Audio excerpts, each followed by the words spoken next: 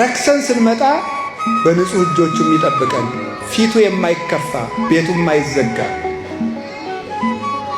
የምሕረት እጁ የማይታጠብ ሰጥቶ የማይጎልበት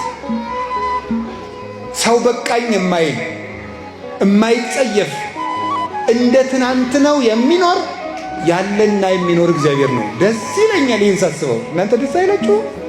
ስንቱ ንጉሥ አልፏል፣ ስንቱ ባለጸጋ አልፏል። እማያልፍ አባት አለን። እምንወደው አባታችን የየ ብለን አልቅሰን እንቀብረዋለን። ፈትፍታ የምታጎርሰንን እጅ ሳንወድ በግዳችን ገንዘን እንቀብራለን። የምንወደውን ወንድማችን የየ ብለን እንቀብራለን። በትዝታ አስበን እናለቅሳለን። እግዚአብሔር ግን ያለና የሚኖር አባታችን ሲሞት የማይሞት አባት አለን። አንድ ባይታዊ በረሃ ሂደው ኧረ አባት ሞት አሉት። እንዴ ስነ ስርዓት ያዙ። እስመ አቡየ ኢይመውት ለዓለም፣ የኔ አባት ለዘላለም አይሞትም አለ። የኔ አባት አይሞትም ያለው እግዚአብሔር ነው።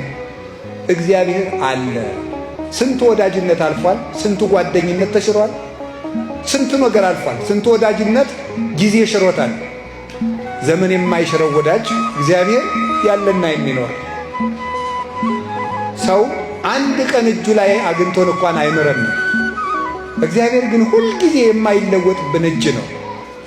የእሱ ልጆች ስለሆን እግዚአብሔር ክብር ምስጋና ይግባው። እንዳኖሩት የሚገኝ ወዳጅ እግዚአብሔር ነው።